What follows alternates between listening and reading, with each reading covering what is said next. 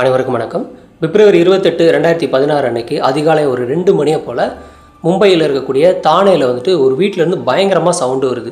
என்னை காப்பாற்றுங்கன்னு சொல்லி ஒரு பொண்ணு வந்து கத்துறாங்க. ஸோ அக்கம் பக்கத்தில் இருக்கக்கூடிய மொத்த சொந்தக்காரங்களும் முடியாந்து வீட்டை பார்க்குறாங்க. பார்க்கும்போது ஒரு பொண்ணு வந்து பயங்கரமாக சத்தம் போட்டுட்ருக்காங்க. அந்த பொண்ணோட பேர் வந்து சுபியா, 22 வயசு ஆகுது. அந்த பொண்ணு வந்து வீட்டோட அந்த ஜன்னல் ஓரத்தில் நின்று கத்திக்கிட்டு இருக்காங்க. என்னை வந்து கொல்ல போகிறாங்க அப்படின்னு சொல்லி இந்த பொண்ணு வந்து கத்துறாங்க. அந்த பொண்ணோட கழுத்தில் ரத்தம் வந்து வந்துக்கிட்டே இருக்குது. ஸோ இதை பார்த்த சொந்தக்காரங்க வந்துட்டு டோரை உடைச்சிட்டு உள்ளே போயிட்டு அந்த பொண்ணை வந்து மீட்டு ஹாஸ்பிட்டலுக்கு வந்து அனுப்பி வைக்கிறாங்க. உடனடியாக போலீஸுக்கும் வந்துட்டு இன்ஃபார்ம் பண்ணுறாங்க. போலீஸும் கிளம்பி ஸ்பாட்டுக்கு உடனடியாக வராங்க. வந்துட்டு அந்த வீட்டை ஓப்பன் பண்ணி உள்ளே போய் பார்க்கும்போது வீட்டுக்குள்ளே மொத்தம் 14 சடலங்களை வந்து கிடந்திருக்கு. மொத்தமாக வீடே பார்த்திங்கன்னா வெள்ளத்தில் இருந்திருக்கு. இதில் 13 சடலங்கள் பார்த்திங்கன்னா எல்லாம் கட்டப்பட்டு இறந்து கிடந்திருக்காங்க. அது மட்டும் இல்லாமல் ஒருத்தர் மட்டும் தொங்கிட்டு இருந்திருக்காங்க. இந்த இறந்ததில் 14 பேரில் 7 பேர் பார்த்திங்கன்னா குழந்தைங்க. அது மட்டும் இல்லாமல் குழந்தைங்களும் இதில் ஒரு 2 பேர் இருந்திருக்காங்க. அதாவது 3 மாதம் 5 மாதம்னு சொல்லி குழந்தைங்க கூட இருந்திருக்காங்க. இப்போ போலீஸ் வந்துட்டு ஃபாரன்சிக் டீமை வச்சு இந்த வீடு ஃபுல்லாக வந்து செக் பண்ணுறாங்க, ஏதாவது தடயங்கள் கிடைக்குதான்னு சொல்லிட்டு. அந்த மாதிரி தேடும்போது வீட்டில் பார்த்திங்கன்னா ஒரு கத்தி வந்து கிடச்சிருக்கு, ஆயுதத்தோடு இருந்திருக்கு. ஸோ அந்த கத்தி பார்த்திங்கன்னா நல்லா பெருசாக இருந்திருக்கு. இந்த ஆயுதத்தை யூஸ் பண்ணி தான் வந்து எல்லாரையும் கொண்டிருப்பாங்கன்னு சொல்லி ஒரு முடிவுக்கு வராங்க. வேறு எந்த ஒரு தடயமும் கிடைக்கவே இல்லை. மொத்த பாடியும் பார்த்திங்கன்னா பிஎம்காக வந்து ஜிஹெச்சுக்கு அனுப்பிட்டு இந்த பொண்ணுகிட்ட பார்த்திங்கன்னா ஸ்டேட்மெண்ட் வாங்குறாங்க. அதாவது இந்த பொண்ணு சுபியான்ற பொண்ணு மட்டும்தான் உயிரோடு இருக்காங்க, என்ன நடந்ததுன்னு சொல்லி யாருக்குமே தெரியாது. ஸோ இந்த பொண்ணுக்கிட்ட கேட்டால் மட்டும்தான் எந்த ஒரு கேள்விக்கும் வந்து பதில் கிடைக்கும்னு சொல்லிட்டு போலீஸ் வந்து நேரடியாக ஹாஸ்பிட்டல்லே போய்ட்டு இந்த பொண்ணுகிட்ட வந்து விசாரிக்கிறாங்க. இந்த பொண்ணு சுபியா சொன்ன விஷயத்தை கேட்டு போலீஸே கிட்டத்தட்ட ஆடி போயிட்டாங்க. ஏன் அப்படின்னா அந்தளவுக்கு பார்த்திங்கன்னா விஷயங்கள் நிறையா நடந்திருக்கு. அதாவது இந்த சுபியாவோட குடும்பம் பார்த்திங்கன்னா நல்ல ஒரு கூட்டு குடும்பம். அவங்க அப்பா பேர் வந்து அன்வர், அம்மா பேர் வந்து அஸ்காரி. இவங்களுக்கு பார்த்திங்கன்னா ஒரு பையன் 4 பொண்ணுங்க. அந்த பையன் பேர் வந்துட்டு ஹஸ்னைன். பொண்ணுங்க பார்த்திங்கன்னா 4 பேர் இருக்காங்க. எல்லாருக்குமே வந்துட்டு மேரேஜ் ஆகிடுச்சு. வேறு வேறு ஊரில் பார்த்திங்கன்னா செட்டில் ஆகிட்டாங்க. பையன் வந்துட்டு அவருக்கும் கல்யாணம் ஆகிடுச்சு. அவர் வந்து அப்பா அம்மாவோட இருக்கார். இதில் இந்த சுபியாவோட அக்கா ஒருத்தர் வந்து மனநலம் பாதிக்கப்பட்டிருக்காங்க. ஸோ அந்த அக்காவுக்கு மட்டும் மேரேஜ் ஆகலை. அவங்களும் பார்த்திங்கன்னா அப்பா அம்மாவோட வீட்டிலே இருக்காங்க. ஒரு நாள் வந்து இந்த சுபியா வந்துட்டு அவங்க ஹஸ்பண்ட் வீட்டில் இருக்காங்க, அங்கே இருக்காங்க. அப்போதைக்கு வந்துட்டு இவங்க அண்ணன் ஹஸ்னைன் வந்துட்டு கால் பண்ணுறாரு. அவருக்கு வந்து 35 வயசு ஆகுது. அவர் கால் பண்ணி வந்து தன்னோட பொண்ணுக்கு வந்து பர்த்டே நீங்கள் எல்லாருமே வரணும்னு சொல்லிட்டு இன்வைட் பண்ணுறாரு. அது மட்டும் இல்லாமல் அவங்க அக்கா தங்கச்சின்னு சொல்லி எல்லாருக்கும் வந்துட்டு இன்வைட் பண்ணுறாரு. அவங்க தாத்தா மாமா அக்கான்னு சொல்லி ஒருத்தரை கூட விடலை. அத்தையிலேருந்து எல்லாருக்கும் இன்ஃபார்ம் பண்ணுறாரு. எல்லாருமே நீங்கள் வரணும், ஃபங்க்ஷன் வந்து ரொம்ப பெரிய கிராண்டாக நம்ம பண்ணுறோன்னு சொல்லிட்டு ஹஸ்னைன் சொல்லியிருக்காரு. ஸோ இதை கேட்டு எல்லாருமே வர்றாங்க. பிப்ரவரி 27 வந்துட்டு பர்த்டே. ஸோ நைட்டில் வந்துட்டு பர்த்டே கொண்டாடுறாங்க. எல்லா சொந்தக்காரங்களுமே வீட்டுக்கு வந்துட்டாங்க. இப்போ பர்த்டே பார்ட்டி வந்து நல்லபடியாக வந்து நடந்துகிட்ருக்கு. இப்போ எல்லாருமே வந்து கேக் சாப்பிட்றாங்க. சாப்பிட்டுட்டு அங்கே பார்த்திங்கன்னா விருந்து ஏற்பாடு பண்ணியிருக்காங்க. விருந்தும் சாப்பிட்டுட்டு ஃபைனலாக வந்து ஜூஸ் குடிக்கிறாங்க. ஸோ ஜூஸ் எல்லாம் குடிச்சிட்டு நைட்டு அதிகமான நேரம் ஆகிடுச்சு, அன்டைம் ஆகிடுச்சு. ஸோ சின்ன குழந்தைங்களாம் தூங்க வைக்கணும் அப்படிங்கிறக்காக அவங்கவுங்க எல்லோரும் போய்ட்டு ரூமில் போய்ட்டு தூங்குறாங்க. நைட்டு எல்லாம் தூங்கிட்டு இருக்கும்போது அடுத்த நாள் ஆயிடுது. அதாவது பிப்ரவரி 28 ஆகிடுது. அதிகாலையில் ஒரு 2 மணி இருக்கும். இந்த டயத்தில் வந்துட்டு திடீர்னு பயங்கரமாக ஒரு சத்தம் வருது. இந்த சத்தத்தை கேட்டு இந்த சுபியா என்ன பண்ணுறாங்கன்னா எழுந்திரிச்சு போய் பார்க்குறாங்க. பார்க்கும்போது அந்த பொண்ணுக்கு வந்துட்டு பெரிய பதட்டமாகுது, பயமாகுது. ஏன் அப்படின்னா அந்த வீடே பார்த்திங்கன்னா வெள்ளத்தில் இருக்குது. அது மட்டும் இல்லாமல் தான் கண்ணு முன்னாடி தன்னோட அண்ணன் ஹஸ்னைனோட கையில் பார்த்திங்கன்னா கத்தி இருந்திருக்கு. ஆப்போசிட்லேயே அவங்க அம்மா நின்றுட்டுருக்காங்க, கெஞ்சிகிட்டு இருக்காங்க, என்னை விட்டுருப்பான்னு சொல்லிட்டு. ஸோ ஆனாலும் விடாமல் அவங்க அண்ணன் வந்து அவங்க அம்மாவே ஃபாலோ பண்ணுறான். அவங்க அப்பாவையும் தன்னோட ஒய்ஃபு தன்னோட குழந்தைங்கன்னு சொல்லி வீட்டில் இருக்கிற ஒருத்தரை கூட விடலை. எல்லாருமே வந்து இருக்கான். வீடே வந்து ரத்தக்காடாக இருந்திருக்கு. ஸோ இதை பார்த்த சுபியாவுக்கு ஒன்றுமே புரியல என்ன நடக்குதுன்னு சொல்லி. பயத்தில் அலறி வேகமாக ஓட ஆரம்பிக்கிறாங்க. இப்போ இந்த பொண்ணோட முடியை பிடிச்சி இழுத்து அந்த இடத்துலையே அந்த பொண்ணையை வந்து இருக்கிறான். ஆனால் அந்த பொண்ணு வந்து முடிஞ்ச வரைக்கும் அவன்கிட்ட எஸ்கேப் ஆகிறதுக்காக அவனை தள்ளி விட்டுட்டு ஓடுறாங்க. ஸோ காயம் பார்த்திங்கன்னா லேசான காயம் தான் ஏற்பட்டிருக்கு. இந்த பொண்ணு ஓடி போய் ஒரு ரூமுக்குள்ளே போயிட்டு கதவை சாத்திட்டாங்க. இப்போ இந்த ஹஸ்னைன் என்ன பண்ணுறாருன்னா டோரை தட்டுறாரு. நீ ஒழுங்காக கதவை திறக்கலன்னா குழந்தைய வந்து கூடுவேன்னு சொல்லி மிரட்டுறாரு. ஆனாலும் இந்த பொண்ணு வந்து கதவை திறக்கவே இல்லை. இப்போ இந்த சுபியா என்ன பண்ணியிருக்காங்கன்னா என்னை காப்பாற்றுங்கன்னு சொல்லி கத்த ஆரம்பிச்சிருக்காங்க. இப்போ இந்த சத்தம் கேட்டு தான் மொத்த சொந்தக்காரங்களை வந்து வீட்டை நோக்கி வர்றாங்க. இப்போ பயந்து போன இவர் வந்து உள்ள வீட்டுக்குள்ளே ஓடிடுறாரு. இப்போ சொந்தக்காரங்கள்லாம் வந்துட்டு டோரை உடச்சிட்டு உள்ளே வந்து இந்த பொண்ணை வந்து காப்பாற்றிட்டாங்க ஒரு வழியாக. இவன் இந்த மாதிரி வந்துட்டு எல்லாரையும் வந்து கொல்லும்போது யாராவது ஒரு கொல்லும்போதே மற்றவங்க வந்துட்டு அலர்ட் ஆகி எழுந்திரிச்சிருப்பாங்க, வந்து தடுத்திருக்க முடியும். ஆனால் ஏன் அந்த மாதிரி நடக்கலை அப்படின்னாக்க இவங்க எல்லாருமே நைட்டு குடித்த ஜூஸில் ஆல்ரெடியே வந்துட்டு மயக்க மருந்தை வந்து இவர் வந்து மிக்ஸ் பண்ணி வச்சுட்டாரு. ஸோ மிக்ஸ் பண்ணி வச்சுறவும் யாருக்குமே வந்துட்டு கிட்டத்தட்ட ஒரு நிதானமாகவே இல்லை. எல்லாம் பார்த்திங்கன்னா மயக்க நிலையிலே இருந்துகிட்ருக்காங்க. அதனால் பக்கத்தில் என்ன நடக்குது அப்படிங்கிறதும் தெரியல. பக்கத்தில் ஒருத்தர் கத்துற சவுண்டு கூட கிளியராக யாருக்கும் கேட்கவே இல்லை. அதனால் யாராலையுமே எதிர்த்து வந்து போராடவும் முடியல. இப்போ போலீஸ் வந்துட்டு இங்கே ஸ்பாட்டுக்கு வந்ததுக்கப்புறம் வந்துட்டு வீட்டுக்குள்ளேருந்து மொத்தம் 14 சடலங்களை வந்து மீட்டு பிஎம்காவை அனுப்பியிருக்காங்க. இந்த பொண்ணை வந்து ஹாஸ்பிட்டல் அனுப்பி வச்சு கேட்கும்போது பல விஷயங்கள் சொல்லிகிட்டு இருக்காங்க. அதாவது இந்த சுபியா வந்துட்டு நார்மலாக எப்பவும் போல் தன்னோட அம்மா வீட்டுக்கு வந்திருக்காங்க ஒரு நாள். அந்த மாதிரி வந்தப்போ, அதாவது 2016 ஜனவரி மாதம் வந்திருக்காங்க.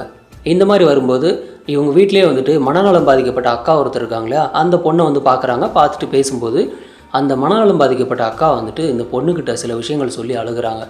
என்ன அப்படின்னாக்க, என்ன வந்து நம்ம அண்ணன் வந்துட்டு அடிக்கடி வந்து என் கூட வந்து தப்பாக நடந்துக்கிறான், நான் வந்துட்டு எவ்வளோ தான் வந்து தடுத்தாலும் அவன் வந்து வலுக்கட்டாயமாக என் கூட வந்து தப்பாக நடந்துக்கிட்டான் அப்படின்னு சொல்லி அந்த பொண்ணு சொல்லி கதறி அழுதுகிட்டு இருக்காங்க. இதை கேட்ட சுபியாவுக்கு வந்துட்டு ஒன்றுமே புரியல. இன்னும் கூட பிறந்த அண்ணனே வந்துட்டு இந்த மாதிரி பண்ணியிருக்கானான்னு சொல்லிட்டு கோவமாயி தன்னோட அப்பா அம்மா கிட்ட வந்துட்டு விஷயத்த சொல்லிட்டாங்க. அதனால் அந்த அப்பா அம்மாவும் பார்த்திங்கன்னா கோவமாயி அவனை கூப்பிட்டு வச்சு திட்டி பயங்கரமாக வந்து அவமானப்படுத்துகிறாங்க. இது வீட்டில் இருக்கக்கூடிய எல்லாருக்குமே வந்து தெரிஞ்சு போகுது இந்த விஷயம். ஸோ ஒட்டுமொத்த பேரும் பார்த்திங்கன்னா இந்த ஹஸ்னைனை வந்து ரொம்ப தப்பாகவும் ரொம்ப கேவலமாகவும் பார்க்க ஆரம்பிச்சிடறாங்க. ரொம்ப அவமானமாயிருது ஹஸ்னைனுக்கு. ஸோ அது மட்டும் இல்லாமல் இந்த ஹஸ்னைன் என்ன பண்ணுறாருன்னா, வேலைக்கு போன இடத்துல வந்து வேலை வந்து இல்லை. ஸோ வேலை இல்லாமல் என்ன பண்ணுறாருன்னா, டெம்பரவரி ஜாப் அப்படிங்கிறதுனால வேலை இல்லாமல் தொடர்ந்து ஒரு 2 வருஷம் வந்து வீட்டில் சும்மாவே இருக்கார். ஸோ சும்மாவே இருக்கிறேன்னு சொல்லிட்டு அதில் பார்த்திங்கன்னா அவமானப்படுத்திகிட்டே இருக்காங்க. இப்போ என்ன பண்ணுறாருன்னா, சுற்றி இருக்கக்கூடிய சொந்தக்காரங்க, ஃப்ரெண்ட்ஸு, வெளியில் ஃபைனான்ஸுன்னு சொல்லி எல்லா இடங்கள்லையும் முடிஞ்ச வரைக்கும் கடன் வாங்குறாரு. எவ்வளோ அப்படின்னாக்கா 70 லட்ச ரூபா கடன் வாங்குறாரு. கடன் வாங்கி இம்போர்ட் எக்ஸ்போர்ட் பிஸ்னஸ் பண்ணுறாரு. அதாவது ஏற்றுமதி இறக்குமதி பிஸ்னஸ். இந்த பிஸ்னஸ் வந்து நல்லபடியாக போச்சு அப்படின்னு கேட்டால் அதுதான் இல்லை. பிஸ்னஸ் வந்து ஃபெயிலியர் ஆகிடுச்சு. ஸோ ஃபெயிலியர் ஆகும் மொத்த பணமும் அவர்கிட்ட இல்லை. ஸோ பணத்துக்கு வந்துட்டு கடன் வாங்கின பக்கம் வட்டியும் கட்ட முடியல. சில பேர் அசல் கேட்குறாங்க, அதுவும் கொடுக்க முடியல. இந்த மாதிரி வந்து தவிச்சிட்டு இருக்கும்போது தன்னோட அப்பா அம்மா கிட்ட பணம் கேட்குறாரு. ஆனால் அவங்க வந்து பணம் கொடுக்க மாட்டேன்ட்டாங்க. ஏன்னா நீ கடன் வாங்கி பண்ணதே வந்துட்டு லாஸ் பண்ணிட்ட பிஸ்னஸை, இதுக்கு மேலே ஒன்றை நம்பி வந்து பணம் கொடுத்தோம் அப்படின்னா இந்த பணத்தையும் ஃபுல்லாக வந்து நீ காலி பண்ணிடுவா, உனக்கு தர முடியாதுன்னு சொல்லிட்டு அவங்களும் கை விரிச்சிட்டாங்க. இப்போ கடன் வாங்கின பக்கம் எல்லாம் ஒரு பக்கம் நெருக்கடி பண்ணிகிட்டே இருக்காங்க. கடனை கொடு, நீ வட்டியை கொடுன்னு சொல்லிட்டு நெருக்கடி பண்ணுறாங்க. இதில் ஒரு பக்கம் மன உளைச்சல் அதிகமாகிக்கிட்டே இருக்குது. அது மட்டும் இல்லாமல் தன்னோட தங்கச்சியை வந்துட்டு இந்த ஆள் வந்து இந்த மாதிரி தப்பாக நடந்துக்கிட்டதுனால வீட்டில் இருக்கக்கூடிய சின்ன பசங்கள்லேருந்து பெரியவங்கலேருந்து எல்லாருமே வந்து தன்னை வந்து கேவலமாக பார்த்ததுனால இவருக்கு வந்துட்டு அதுலேயும் பார்த்திங்கன்னா ரொம்ப டிப்ரெஷனில் இருந்துகிட்டு இருந்திருக்காரு. ஸோ இதெல்லாம் கால்குலேட் பண்ணி பார்க்கும்போது தன்னோட ஃபேமிலியில் இருக்கக்கூடிய யாருமே என்ன நம்பவே இல்லை. அது மட்டும் இல்லாமல் கடன் வேறு அதிகமாகிடுச்சு. இப்போ என்ன பண்ணுறதுன்னு சொல்லி ஒரு முடிவுக்கு வராரு.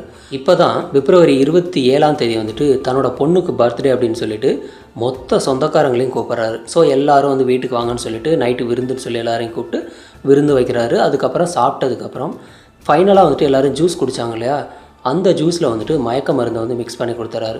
ஸோ மொத்த குடும்பமும் வந்து மயக்க நிலையில் இருக்கும்போது எல்லாருமே வந்துட்டு கண்மூடித்தனமாக பண்ணியிருக்காரு.